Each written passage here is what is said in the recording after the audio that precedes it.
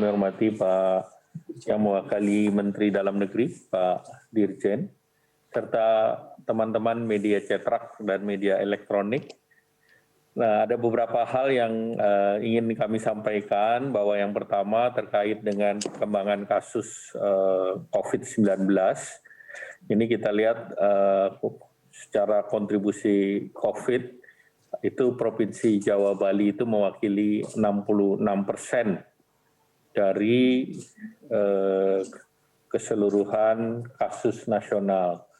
Kemudian kita lihat secara nasional positivity rate per 7 Februari kumulatif di 17,96%. Dan berdasarkan data penambahan kasus baru, kita melihat dari hasil PPKM itu di DKI Jakarta sudah mulai flat, kemudian Jawa Barat masih ada peningkatan, kemudian Jawa Tengah sudah menurun, Jawa Timur menurun, Banten menurun, Yogyakarta menurun, dan Bali masih agak naik sedikit, sehingga tentu perlu ada pendekatan yang lebih mikro sesuai dengan arahan Bapak Presiden, yaitu sampai dengan tingkat desa ataupun kelurahan.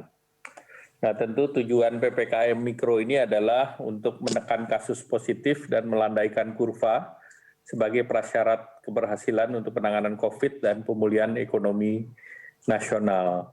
Nah, dalam level tersebut, pengendalian ditekan di level terkecil, yaitu RT RW, ataupun desa, ataupun kelurahan.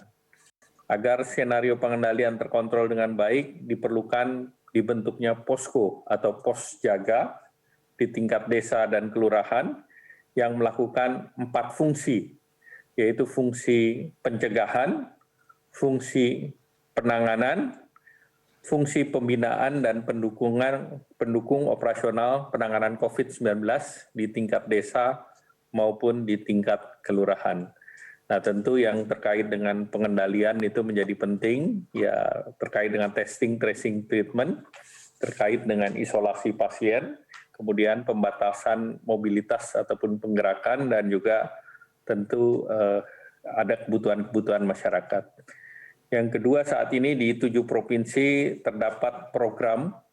Yang satu adalah di DKI misalnya ada disebut Kampung Tangguh, itu sistem IT sampai dengan RW, itu di Banten ataupun di Jawa Barat, itu sudah 80% dari desa itu mempunyai program semacam posko. Kemudian di Jawa Tengah, itu Jawa Timur dan Jogja, mereka sebut sebagai desa tangguh. Kemudian di Jawa Tengah itu ada Satgas Jaga Tetangga atau Jogotongo, itu dan di Bali ada Desa Adat Bali. Nah, skenario pengendalian tentu kita juga perlu melihat bahwa terkait dengan 3T, terkait dengan pasien, terkait dengan mobilitas dan pergerakan. Nah, kebijakan lanjut adalah kebijakan untuk pengendalian COVID adalah pembatasan berskala mikro di level RT RW, pembentukan pos komando di tingkat desa dan kelurahan, dan setiap desa dan kelurahan dikepalai oleh kepala desa dan lurah, dan pengaturan pemberlakuan pembatasan terhadap berbagai kegiatan masyarakat yang diterapkan pada level kabupaten kota, yang diterapkan oleh gubernur, yang menjadi prioritas wilayah untuk penetapan dari PPM Mikro. Selain itu, pemerintah juga melakukan perubahan kebijakan pengaturan perjalanan dalam negeri dan perjalanan internasional untuk pengendalian COVID, di mana penerapan protokol dan pengaturan bagi perjalanan dalam negeri, yaitu pengetatan protokol kesehatan terkait dengan testing, baik itu PCR test maupun antigen swab, kemudian juga dengan pelaksanaan pengetesan random ataupun tes acak, dan juga tentu pembatasan kegiatan saat libur panjang ataupun keagamaan.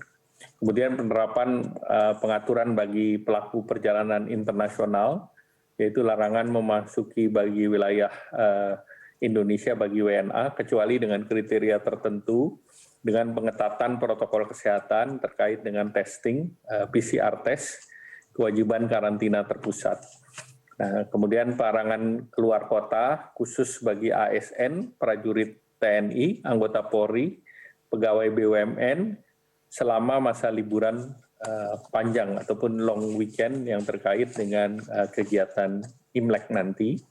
Kemudian kepada kepala daerah, gubernur mengatur pemberlakuan sesuai dengan instruksi Menteri Dalam Negeri nomor 3 tahun 2021 tentang pemberlakuan PPKM Mikro dan pembentukan pos di tingkat desa dan kelurahan serta instruksi daripada Menteri Desa yang nanti akan dijelaskan oleh Pak Menteri Desa sendiri.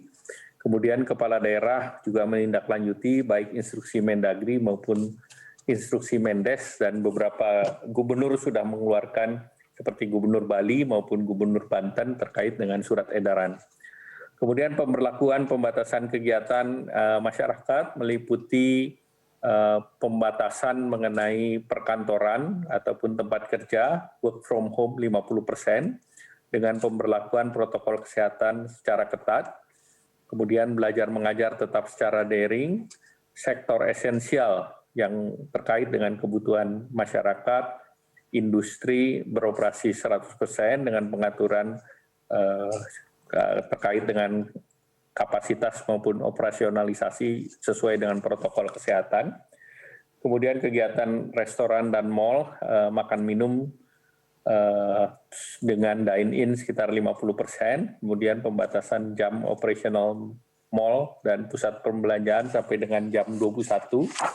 Kemudian pemesanan tetap diberikan take away atau delivery. Kemudian kegiatan konstruksi tetap 100%, tempat ibadah dengan kapasitas 50% dengan protokol kesehatan ketat, fasilitas umum dan kegiatan sosial budaya dihentikan sementara dan membatasi kapasitas dan terkait dengan moda transportasi umum. Nah, penerapan di level kabupaten kota yang menerapkan PPKM Mikro ini penetapan indikator atau zonasi indikator sebagai berikut.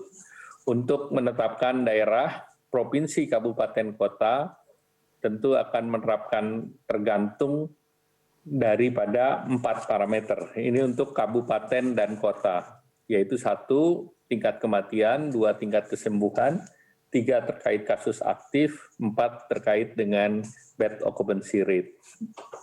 Namun untuk di tingkat mikro, itu ada indikator yang lebih sederhana, yaitu ada zona hijau, zona kuning, zona oranye, dan zona merah.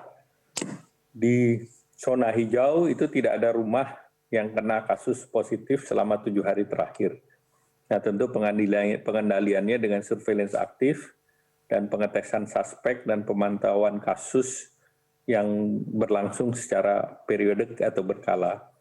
Kemudian zona kuning, penularan komunitas rendah, 1-5 rumah yang kasus konfirmasi positif, dan tentu perawatan isolasi mandiri selama 7 hari terakhir. Kemudian PPKM level rumah tangga, kasus suspek dan pelancakan daripada kontak erat, isolasi mandiri dan kontak erat dengan pengawasan ketat.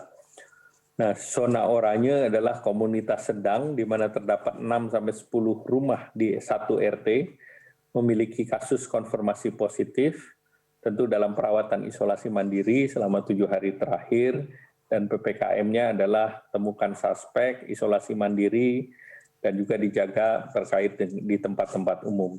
Kemudian terkait dengan zona merah, penularannya lebih dari 10 rumah di 1 RT dalam perawatan isolasi mandiri selama 7 hari terakhir, dan PPKM-nya adalah temukan kasus suspek, pelancakan kontak erat, isolasi mandiri, tidak boleh kumpul di luar rumah, dibatasi, kemudian juga pembatasan daripada tempat-tempat umum, dan kegiatan-kegiatan masyarakat tentu tidak dilakukan. Nah, penetapan risiko di tingkat RT dalam tersebut tentunya didorong untuk pengendalian kasus dalam pelaksanaan testing, tracing, dan treatment. Dan untuk itu pelaksanaan daripada 3T tersebut, testing dilakukan swab antigen secara gratis. Jadi sekali lagi, swab antigen secara gratis yang akan disiapkan untuk masyarakat di desa kelurahan yang disediakan oleh Kementerian Kesehatan dengan menggunakan fasilitas kesehatan dan puskesmas di wilayah masing-masing.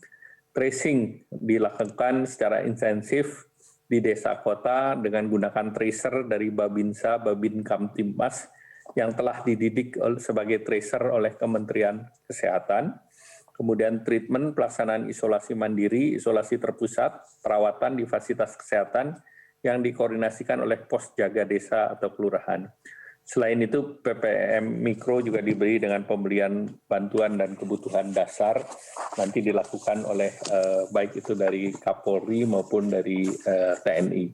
Kemudian diberi bantuan masker sesuai dengan standar. Standarnya adalah standar yang washable, yang bisa dicuci, dan ini akan disiapkan oleh Kementerian Perindustrian dan Kementerian BUMN. Kemudian yang terkait dengan masa laku PPKM mulai tanggal 9 sampai dengan 22 Februari di seluruh desa dan kelurahan yang tentunya nanti masing-masing gubernur akan memetakan wilayah-wilayah tersebut sesuai dengan kriteria yang telah diterapkan. Dan pelaksanaan ini akan dilakukan monitoring dan evaluasi dan pengawasan itu oleh pos jaga desa, kelurahan, koordinasi dengan Satgas COVID di tingkat kecamatan, kabupaten kota, provinsi, dan berkoordinasi dengan TNI Polri. Dan pemerintah tentu selalu melakukan monitoring yang akan dikoordinasikan oleh Satgas COVID di tingkat pusat, Kementerian Dalam Negeri, Kementerian Desa PDTT, Kementerian Kesehatan, serta melibatkan kementerian lembaga yang terkait. Demikian penjelasan. Selanjutnya silakan Pak Menteri Desa untuk memberikan penjelasan terkait dengan instruksi Mendes. Silakan Pak.